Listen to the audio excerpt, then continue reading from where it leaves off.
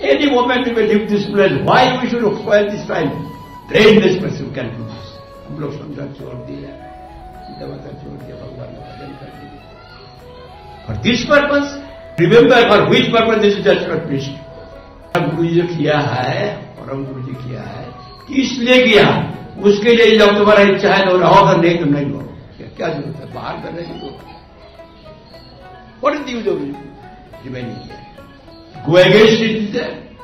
ये सारा दुनिया को उद्धार करने के लिए, भगवान के पास लेने के लिए, हे भगवत धाम का अवतरण Chaitanya Gaurmath is the part of this world.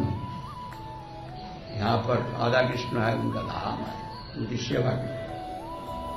अप्राकृत इंद्रिय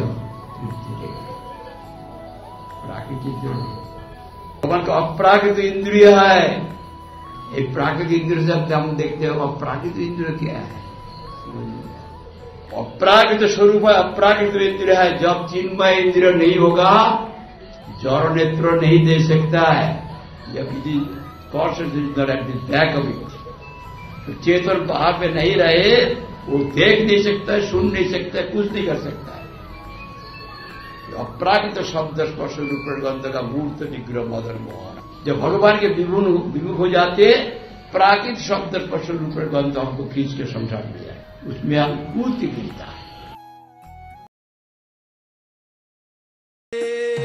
कृष्णा हरे कृष्णा कृष्ण कृष्ण हरे हरे हरे राम हरे राम राम राम हरे हरे